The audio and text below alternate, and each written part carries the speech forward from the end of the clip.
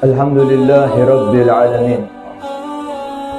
Wa bihi nasta'inu ala umuri dunya waddin. Ashhadu an la ilaha illallah wahdahu la sharika lah. Wa ashhadu anna sayyidana wa maulana Muhammadan abduhu wa rasuluh la nabiyya ba'dah. Allahumma salli wa sallim ala sayyidina Muhammadin qamaril wujud في هذا اليوم وفي كل يوم وفي اليوم الموعود سرا وجهرا في الدنيا والأخرى وعلى آله وصحبه. أما بعد فيا عباد الله أوصيكم ونفسي بتقوى الله فقد فاز المتقون. قال الله تعالى يا أيها الذين آمنوا اتقوا الله حق تقاته ولا تموتن إلا وأنتم مسلمون. صدق الله العظيم وصدق نبيه الوفي الكريم ونحن على ذلك من الشاهدين الشاكرين. الحمد لله ثم الحمد لله. Syukur kehadirat Allah subhanahu wa ta'ala atas limpahan rahmat anugerah yang Allah berikan kepada kita, terutamanya nikmatul iman wa nikmatul Islam. Nikmat dijadikan orang-orang yang beriman kepada Allah subhanahu wa ta'ala, dan syukur kehadirat Allah ta'ala atas nikmat dijadikan orang-orang yang memeluk agama yang terbaik, yaitu agama Islam. Syukur alhamdulillah atas nikmat-nikmat yang lainnya yang kita berharap kepada Allah ta'ala. Dengan berkat syukur kita kepada Allah dari nikmat-nikmatnya, seluruh nikmat yang ada pada kita dijaga oleh Allah subhanahu wa ta'ala dengan sebaik-baiknya, dan nikmat yang belum datang didatangkan kepada kita dalam keadaan fi khairin wa lutfin wa afiyah. Amin ya rabbal alamin. Ma'asyiral muslimin wa zumratal mu'minin rahimakumullah. Kita syukur kehadirat Allah ta'ala atas ditambahkannya kita dalam umurnya kita, dengan kita masuk di bulan yang baru, yaitu bulan Muharram, di tahun yang baru, yaitu 1448. Maka dengan ditambahkannya ini, maka kita sadar bahwasanya Allah telah memberikan kepada kita kesempatan demi kesempatan. Maka sebagai hamba yang baik, sebagai hamba yang sadar bahwasanya ini kesempatan kita, entah ini kesempatan yang masih banyak tersisa bagi kita, atau mungkin ini kesempatan yang terakhir bagi kita, semoga panjang umur, sehat walafiat. Maka sebaiknya selaku hamba yang baik memanfaatkan kesempatan ini, tidak berspekulasi sambil menganggap bahwasanya umur masih panjang, tapi terus kita sepakat sebagaimana dalam qasidah yang selalu kita baca, al-mautu atin an qarib kullun lahu minhu nasib. Kematian itu akan datang dalam keadaan yang dekat. Semua dari kita pasti akan mendapatkan jatah daripada kematian. Semoga panjang umur, sehat walafiat. Maka di awal tahun seperti ini tidak ada yang paling pas kecuali daripada kita saling mengingatkan untuk muhasabatun nafas, introspeksi diri.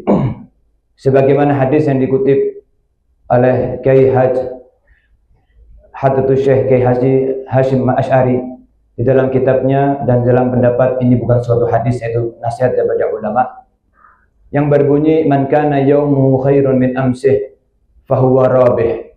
Siapa orang yang harinya, minggunya, bulannya dan tahunnya lebih baik daripada hari kemarin, minggu kemarin, bulan kemarin dan tahun kemarin, fahuwa rabih, maka orang ini adalah orang yang beruntung, versi Nabi Muhammad sallallahu alaihi wa ala alihi wasallam. Maka kita selaku hamba yang baik dan umat yang baik selalu memikirkan bagaimana keadaan kita selanjutnya. Kita lihat di tahun 47 yang kemarin, apa amalan baik yang sudah kita inginkan, yang sudah kita wacanakan, yang sudah kita rencanakan untuk kita kerjakan, bahkan segala sesuatunya sudah kita siapkan. Tapi sayang taufik masih belum datang, tapi sayang hidayah masih belum datang. Masih keamalan baru sekali dua kali sudah pedot, baru keamalan setengah tahun sudah putus. La taqnatu min rahmatillah, la tayasu min rahmatillah. Jangan putus asa dari rahmatnya Allah Ta'ala yang rahmatnya wasi'at kulla syai', yang rahmatnya melebihi daripada segala sesuatu, yang rahmatnya Allah Ta'ala luas, melebihi daripada segala apapun yang luas di atas dunianya Allah ini. Maka terus kejar taufiknya Allah, terus kejar daripada hidayahnya Allah, terus minta kepada Allah Ta'ala kebaikan itu untuk kita kerjakan, minta kepada Allah Ta'ala ketaatan itu untuk kita kerjakan. Mungkin ada di antara kita yang sudah tasmim, yang sudah menekankan kepada dirinya, insya Allah tahun ini, yaitu tahun kemarin, saya akan sholat 5 waktu berjamaah. Kalau bisa di masjid, alhamdulillah. Tidak bisa di masjid, maka saya akan ajak anak sama istri saya. Kalau memang masih tidak bisa, saya rela bayar orang untuk menemani daripada jamaah. Kita sebagaimana para salafus soleh, kalau mereka sudah kehilangan orang yang mampu atau sudah bisa diajak berjamaah, tidak pernah merasa rugi untuk membayar orang untuk menemani jamaahnya, karena berapapun yang dia keluarkan tidak akan sebanding dengan 27 derajat yang Allah siapkan bagi orang yang mau sholat berjamaah dengannya. Maka siapa yang gagal di tahun kemarin, jangan putus asa dari rahmatnya Allah Ta'ala. Semangat lagi, semangat atas dasar rahmatnya Allah Ta'ala.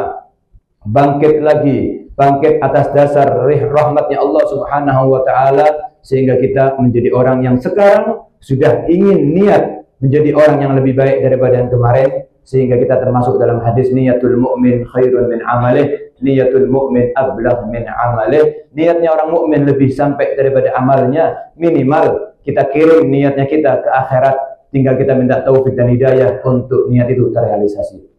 Terusan daripada hadisnya, man kana yaumuhu mithl amsi fahuwa khasir. Siapa orang yang harinya, minggunya, bulannya, tahunnya gitu-gitu saja, tidak ada perkembangan, walaupun juga tidak ada penurunan, tidak ada ketambahan taat, tidak ada maksiat yang tertaubati, tidak ada maksiat yang terhentikan, walaupun tidak ada maksiat yang nambah, walaupun enggak ada taat yang nambah, fahuwa khasir. Orang yang begitu-begitu aja hari-harinya, orang yang begitu-begitu aja tahun-tahunnya, maka orang ini tergolong sebagai orang yang rugi versi Nabi Muhammad sallallahu alaihi wa ala alihi wa sahbihi wasallam. Sungguh kerugian yang nyata, sungguh kerugian yang hakiki ketika kita dianggap rugi oleh Nabi Muhammad sallallahu alaihi wa ala alihi wa sahbihi wasallam, sehingga kita menjadi orang yang sholawat, tapi kita tergolong sebagai umat yang rugi. Kita mengerjakan banyak daripada amal-amalnya, tapi kita tergolong sebagai umat yang merugi. Na'udzubillah, summa na'udzubillah min dzalik. Hadis yang terakhir beliau mengatakan,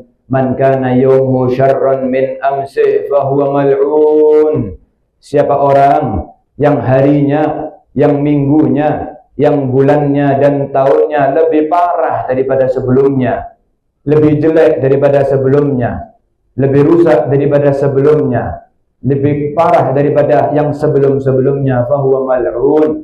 Orang ini adalah orang yang dilaknat oleh Allah Subhanahu wa Ta'ala. Nas'alullah al-afwa wal afiyah. Laknat di dalam agama Islam bukanlah mereka yang meninggal dalam keadaan tragis. Laknat bagi mereka bukanlah mereka yang mungkin, maaf, na'udzubillah min dzalik, meninggal dalam keadaan dimutilasi. Kalau memang itu adalah tanda daripada laknatnya Allah Ta'ala Sayyidina Husain alaihissalam, orang yang dimutilasi kepalanya. Tapi mal'un, orang yang dilaknat oleh Allah Ta'ala, katanya Kiai Hasyim Asy'ari dalam terusan nasihatnya beliau dalam kitabnya Al-Mab'udu min Rahmatillah. Simple diucapkan, tapi dalam kalau dimaknai, orang yang dijauhkan dari rahmatnya Allah Ta'ala. Tambah kaya tahunnya, tambah banyak pecintanya, tambah hebat kehidupannya, tambah makmur dunianya, tapi semakin kuat pula meninggalkan sholatnya, semakin kuat pula meninggalkan zakatnya, semakin kuat pula menjauhi masjidnya, tambah kekar badannya, tambah mahal vitaminnya, tambah istimewa kehidupannya di hadapan manusia, semakin makmur keluarganya, dipuji sana, dipuji sini, tapi tidak semakin dekat kepada Allah Ta'ala, tidak semakin dicinta oleh Nabi Muhammad sallallahu alaihi wasallam, semakin jauh daripada jalan-jalan orang-orang yang sebelumnya, semakin jauh daripada jalan-jalannya para ulama, para sholihin. Maka sungguh cukup seperti ini dikatakan orang-orang yang dilaknat oleh Allah Ta'ala. Kalau orang yang sakit nggak masuk orang laknatnya Allah Ta'ala. Kalau orang yang meninggal dalam keadaan tertentu, belum tentu itu laknatnya Allah Ta'ala. tapi sudah menjadi barang yang tentu. Seseorang tambah makmur di hadapan manusia, tapi tambah jauh di hadapan Allah Subhanahu wa ta'ala. Na'udzubillah, summa na'udzubillah min dzalik. Semoga kita terhindar daripada segala bentuk laknatnya Allah Subhanahu wa ta'ala, dan kita semoga hari-hari kita, nafas-nafas kita dipenuhi dengan rahmatnya Allah Subhanahu wa ta'ala. Yang terakhir, orang soleh mengatakan hakikatul rizq qurbuka minallahi ta'ala, sebenar-benarnya rezeki, sebenar-benarnya anugerah yang Allah berikan kepada hambanya adalah kedekatan hamba itu kepada Allah Ta'ala. Gak ada masalah ekonomi masih gini-gini saja, gak ada masalah rumah masih ngontrak, gak ada masalah keluarga masih dalam keadaan pembangunan, gak ada masalah anak masih dalam keadaan belum yang sesuai yang dia harapkan, gak ada masalah istri belum setaat yang kita harapkan, gak ada masalah kita menjadi suami atau kepala keluarga yang belum diharapkan oleh Nabi Muhammad Sallallahu Alaihi Wasallam. Gak ada masalah sambil mengejar itu semuanya, tapi selama kita tidak tambah jauh dari Allah Ta'ala, maka itu semua bukan masalah. Selama kita tidak tambah jauh dari Nabi Muhammad Sallallahu Alaihi Wasallam, segala kekurangan, segala bahan bulian, segala bahan ribahannya orang kepada kita, hakikatnya itu bukan masalah, karena masalah yang sebenarnya semakin hari semakin jauh dari Nabi Muhammad, semakin hari semakin jauh dari Allah Subhanahu wa ta'ala. Semoga kita termasuk orang-orang yang dilimpahkan rahmatnya Allah Subhanahu wa ta'ala. Amin ya rabbal alamin. A'udzu billahi minasyaitonir rajim. Bismillahirrahmanirrahim. Wal 'ashr. Innal insana lafi khusr illa alladziina aamanu wa 'amilus solihati wa tawassaw bil haqqi wa tawassaw bis sabr. Barakallahu li wa lakum fil Qur'anil 'azim wa nafa'ani wa iyyakum bima fihi minal ayati wadh-dhikril hakim. Aqulu qawli hadza wa astaghfirullaha li wa lakum innahu huwal ghafurur rahim.